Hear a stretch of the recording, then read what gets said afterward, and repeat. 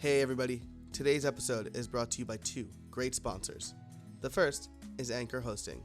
Look, we all know we need to keep our WordPress sites up to date, but sometimes we fall behind. I know I have. Wouldn't it be great if we got some help? Well, look no further. Anchor Hosting has your back. Anchor will handle your WordPress maintenance and hosting needs. With plans starting out at $20 a month, it's an ideal choice for small business owners or web professionals who want to leverage the power of WordPress without the technical responsibility. Head over to anchor.host today to find out more. Our next sponsor is hover.com. With hundreds of domain extensions, no heavy-handed upselling, and best-in-class support, Hover makes it easy to spend less time on your domains and more time on your big idea. And now, they're offering the latest .blog domains. I use Hover for all of my domain needs, and I couldn't be happier. And now, you can use the offer code BUILDSOMETHING for 10% off your first purchase. Head over to hover.com today. Before we get into the show, I want to say thank you. We're at the end of season 1, and this week's episode and next week's episode are a little bit different than the previous format. I talked to my good friend Jackie D'Elia, who also started a podcast in the fall. Hers is called Rethink FM, and we're in a mastermind group together. We've traded notes, exchanged ideas, and learned from each other. And that's what the next 2 episodes are going to be about. So I want you to sit back, relax, or maybe take some notes if you want to start a podcast in 2017. See, we're going to cover everything from what tools do I use and what microphone do I need, to how do I get guests and sponsors, and a whole lot more. There was so much great stuff packed into this interview that I divided it up into 2 episodes for us. And that's how we're going to close out season 1. So once again, thank you so much for listening. And now, on to the show. Hey everybody, welcome to another episode of How I Built It, the podcast that asks, how did you build that? We are at the end of season 1. It's been a great time. I've had a lot of fun, and I'm here today with my guest, my good friend, and somebody from the mastermind group I'm a part of, Jackie D'Elia. Jackie, how you doing? Hey, Joe. I'm great. Thanks for having me on. This is super excited for me. Awesome, no problem. Thanks for being on the show. Today we are going to the format's a little bit different from our previous shows. Jackie and I both have podcasts that we recently started, and we are going to go through and talk about kind of how we both built our podcasts to what they are today, the decisions we made, the equipment we bought, and just getting down to the nitty-gritty. So if you want to start a podcast in 2017, this is a great episode to listen to. Sound good, Jackie? Awesome. All right. So let's start. People listening to this show obviously know what this show is about, but you have a podcast called Rethink.fm. You want to tell us a little bit about that?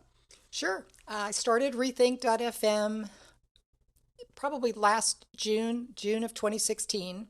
It came about as just an idea that I had I like to ask questions. So that's the premise of this is to do a podcast where you can ask questions, and it's a forward-thinking podcast about how you should approach things in the future and how to look for ways to improve your processes and improve the way that you write code, the way that you design, the way that you work with clients. So the whole idea was to talk with folks that were doing things in a different way and exploring new ways to do things.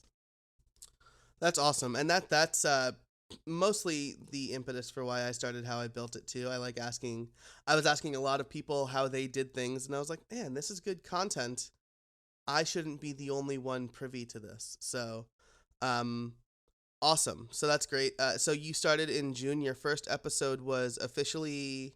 I think it was about the end of July that I had recorded. Okay. I recorded episode 0 with Tanya Mork, and we were talking about a lot of the ideas that we had both shared about where things are heading and kind of the different challenges that were ahead for everybody. Nice. So actually, that's a great first thing to talk about, right? Is episodes, pre-recording them, doing them live, and then episode 0, right? A lot of podcasts do episode 0. I was not going to do that, but it was at your recommendation that I did. So maybe you could talk a little bit about why you would do an episode 0. Yeah, and episode 0 for me was kind of like a trailer, Mm-hmm. for the podcast, and kind of just to lay the foundation of what season 1 was going to be like, make a commitment to how many episodes I was going to do for season 1, whether they sank or swam, just go and do it. And I had lined up some guests, but didn't have all the guests lined up yet for the season. I decided to do 12 episodes, and I decided to do it every other week. And that was just based on my own schedule and my availability of how much time I could devote to doing the podcast. And I know we can both probably talk a lot about the time commitment that's involved in doing a podcast. But for me, it was to do it every other week, and it was to commit to doing 12 episodes and just kind of lay the foundation of what the reason for creating the podcast, the why of it, and then just sharing that, keeping that pretty short, but a good prelude to what was going to come. And it was a way to kind of get some buzz and to get some information out before you were actually ready to launch the podcast. Gotcha. Yeah, that makes a lot of sense. My episode 0 was very similar in that it was just me talking about kind of why I asked how did you build that, and why I started the podcast, again, like a trailer. There's also a technical aspect to it, though, and that is your first episode on iTunes needs to get manually approved, right? So you need to have one episode under your belt to submit your podcast to iTunes, and then some person manually approves that podcast, right? So if you want to have a launch day of January 1, uh, and you submit your podcast, or you submit the first episode on January 1, there's going to be a lag time there. So aside from the trailer to lay it out to kind of hold yourself accountable, uh, it's also that your podcast is making it into iTunes before your launch date, so that your actual launch date goes off without a hitch. You are absolutely correct. And I did the same thing. It was probably about 3 weeks before the episode 1 aired. I had already got it set up in iTunes, was approved, had my logo, the artwork done, everything was ready to go. So when episode 1 rolled out, it was already in iTunes right there on that first day. Nice, yeah, and we'll talk about submitting to iTunes in a little bit, but as far as choosing your schedule, choosing the episodes, right? I was also going to do like every other week. Um, and then but mostly it was because I didn't think that I would be able to get the guests. But I had like an overwhelmingly positive response, so I decided that I was going to do it weekly, and then just kind of pre-record everything. So that was the decision I made. Is that the big decisions with my episodes where I was switching it to weekly. I was going to like almost a hard stop at a half hour, definitely less than 40 minutes, um, to keep the conversations short and focused. Um, and then so pre-recorded weekly and less or around a half hour. So I know that people do live shows. I wanted to have a little bit. I wanted to be able to schedule several in advance because we both do have pretty busy schedules. So what was the decision? What was kind of the decision making process for you as far as that goes?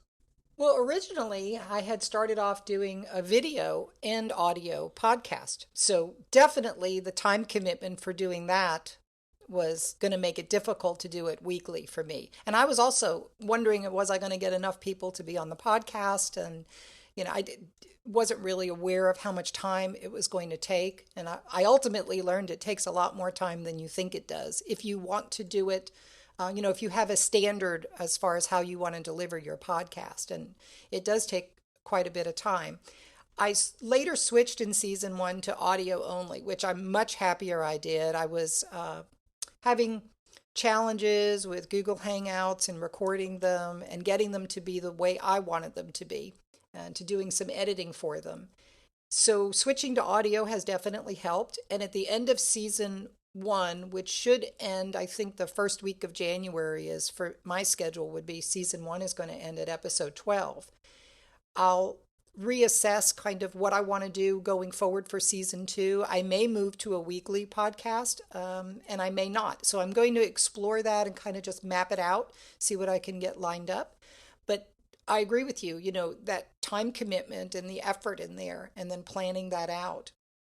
It takes considerable amount of time. And then of course if you want to line up sponsors and things, well then it even gets more complicated as far as advanced planning for lining up guests, lining up sponsors for those guests, and those types of things.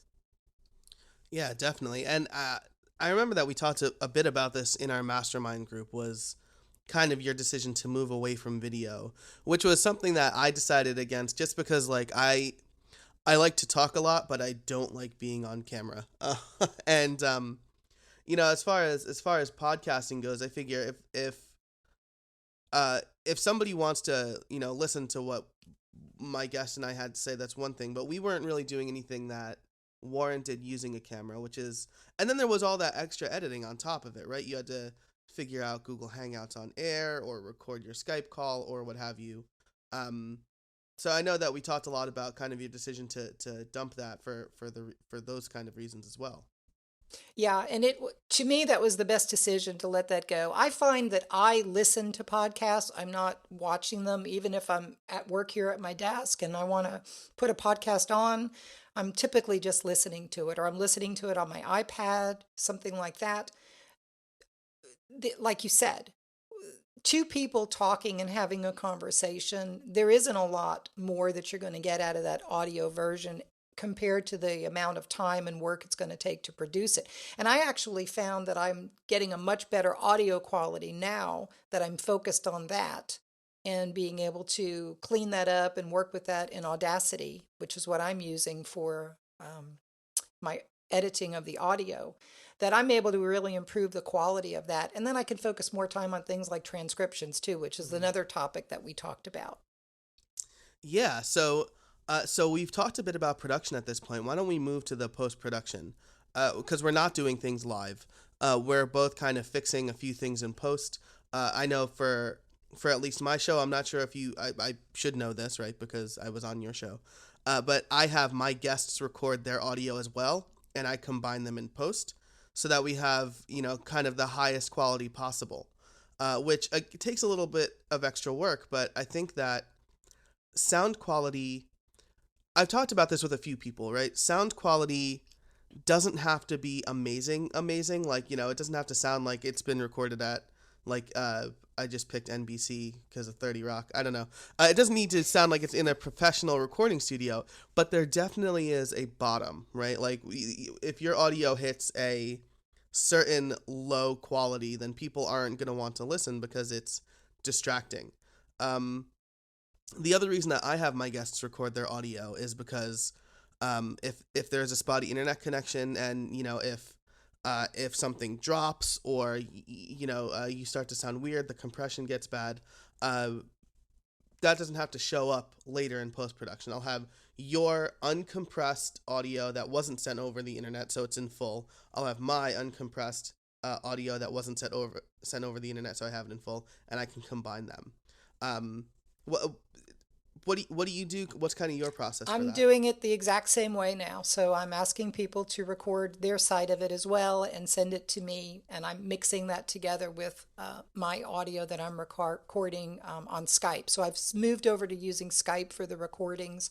And that seems to be working a lot better for me. It's nice too when you're recording, you do have a visual. So you and I are looking at each other right now. We're seeing each other on camera when we're recording this. So that facilitates a really nice conversation, a more natural conversation when you have with somebody. You can you can sense when somebody wants to ask a question by their body language, and you can pause. And, when you're doing it blindly in just audio only, that can make a lot of issues with over talking each other in the podcast. So I really like having the video end there, but I like having the audio recorded separately so that it isn't subject, like you said, to the issues with bandwidth and spotty internet connections, and how that can garble the speech sometimes. And that's not something you're going to be able to fix without if it's your end, yeah, maybe you could re-record and dub it over. But if it's your guest, you're not going to go back to your guest and say, "Hey, can you record these three sentences? They were all Right. garbled, no one could hear it." So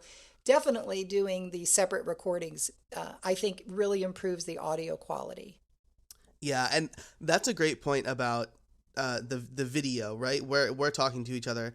I absolutely prefer that. In my guest notes for next season, I'm going to include that because that's taken some of my guests by surprise. Like we're not doing video, right? I'm not camera ready.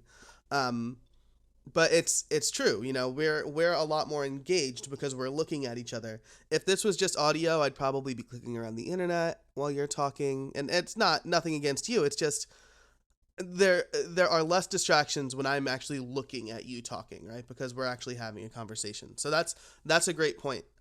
Is that both of us do video recordings, or video calls. We don't record the video, but it's a lot more conversational, and I like that a lot. Uh, as far as editing goes, I've been editing my episodes a lot myself lately. I used to send them off to somebody in Fiverr. I'll probably continue doing that for season 2. But like the last few episodes I've recorded have been pretty rock solid as far as quality goes. I know some of my early episodes, I personally would over edit them.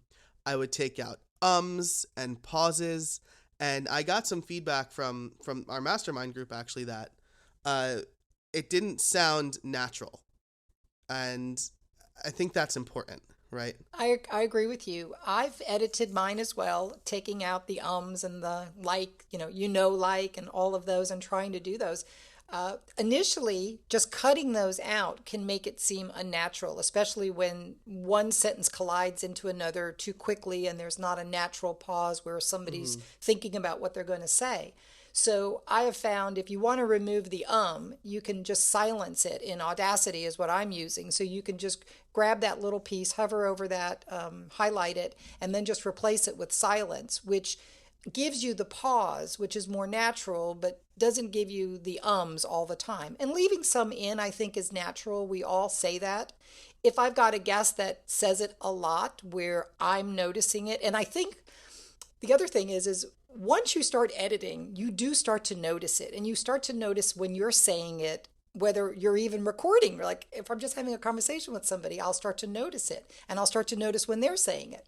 And I think it's just focusing on it. So I think leaving some in is natural, but if you do have, ultimately, we want to provide a really good audio experience for the listeners, right? So you want to make this enjoyable for them to listen to. And I don't want them focusing on every that is being said and go, wow, that's like 12 times this person has just said it in 30 seconds. So you definitely want to clean it up to some degree. But I agree with you. If you just start cutting things out and bumping them all up against each other, it's going to sound very unnatural conversation. And that can be distracting as well. Yeah, definitely. And that's a great point about the pauses. The other thing is that when we're editing the episodes ourselves, we're listening to the conversation at least 3 times, right? We're listening to it when we record it, we're listening to it as we edit it, and certain parts we probably listen to a bunch. I'll bring down the levels on certain things. If I make this like sound into the microphone, that's like the grossest sound in the world to me. So I need to take that out. It's just going to be blank, when this episode goes live now, they're going to be like, what sound does he mean?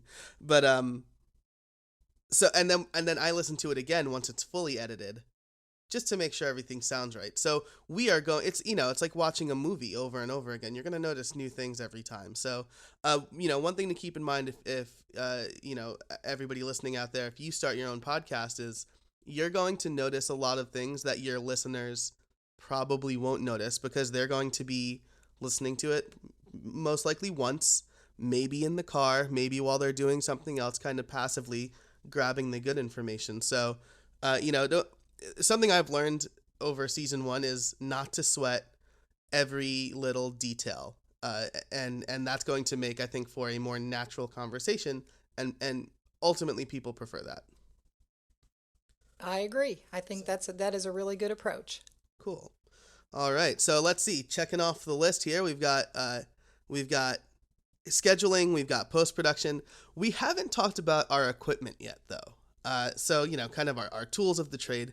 I put out a blog post about that. I'll include it in the show notes, but I'm using a Blue Yeti microphone. I've got like the arm and the pop filter here, and I said in the blog post that I was using Wiretap Studio to record. I have since changed that because I was only getting my side of the audio.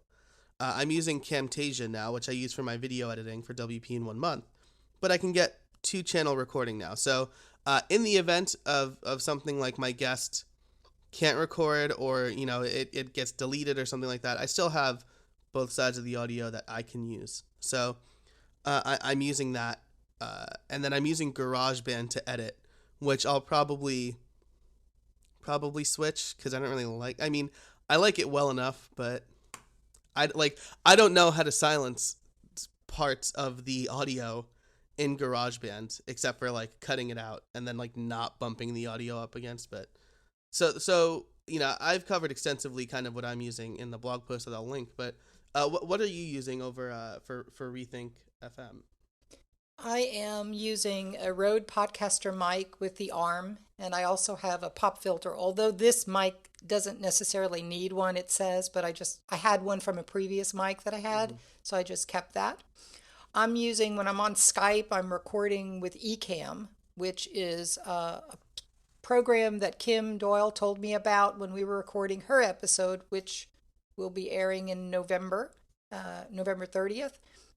That she told me about that tool, and that does record both sides separately, so that's great. I have 2 tracks so that if one is a little louder than the other, I can make those adjustments as well.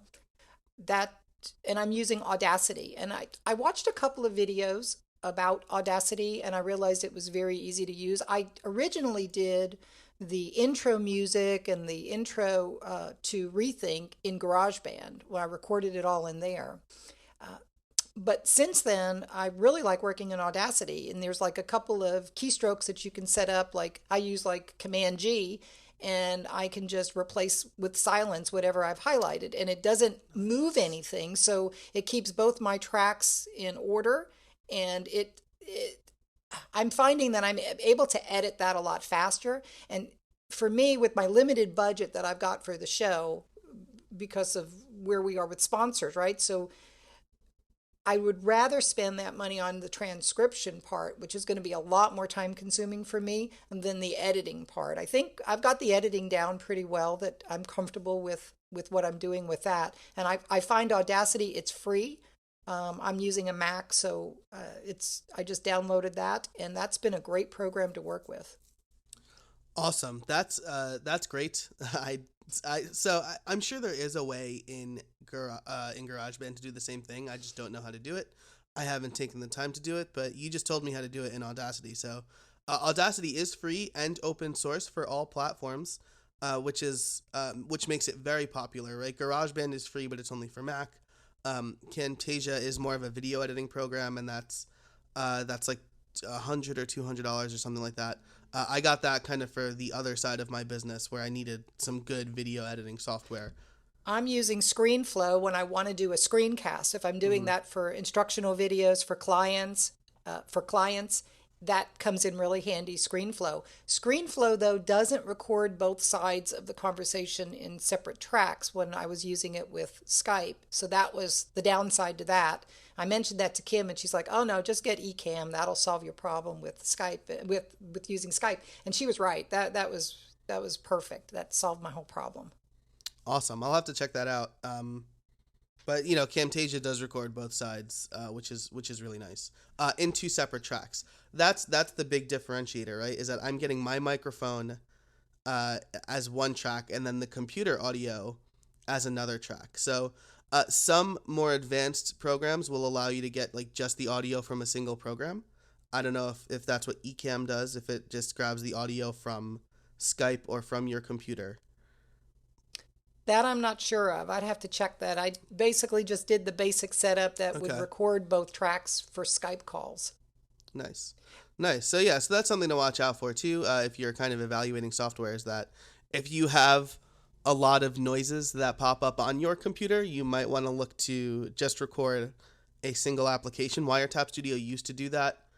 but I don't think it's been updated in years, so it doesn't do that anymore. The other thing, another kind of hot tip, is make sure that all of your devices are on Do Not Disturb mode. So, like, my phone went off right at the beginning of this episode. I don't know if it's edited out or if it's got picked up by the microphone or what, but it's because I forgot to put my phone on Do Not Disturb mode, which I promptly did. And then the same thing for my computer. I put it on Do Not Disturb, so the noises that are kind of flying around from notifications don't get picked up.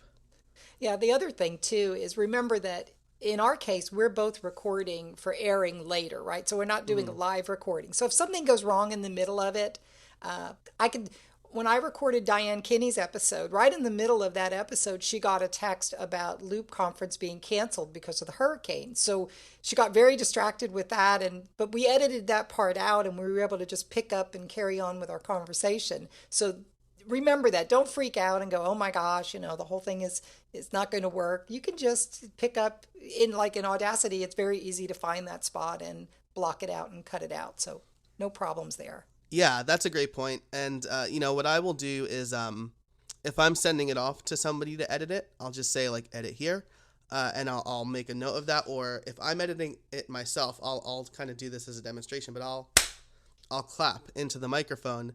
And that makes the audio spike just like a thin line on the audio timeline, and that makes it very easy for me to see right before this I need to edit something out. So it's a nice visual cue for me, and I stole that from like professional production, like that clapper thing that they use like when they're recording. Yeah. So I'll include like a screenshot or something like this in the show notes, but when you're recording a movie, they have that black thing with the black and white stripe clappy thing, and they go like, all right, like recording like Star Wars episode 8, take 7, and then that serves the same exact purpose, so that people in post-production see, okay, this is where the new take starts. So pretty cool. Just kind of a tool of the trade. All right, that will do it for part 1 of the season finale of season 1. I hope you enjoyed the episode. Thanks so much again to our sponsors, Anchor Hosting and Hover.com. Make sure to check both of them out. Tune in next week for the last episode of season 1, where we talk about getting guests, finding sponsors, and a whole lot more. And until then, get out there and build something. Thanks for listening.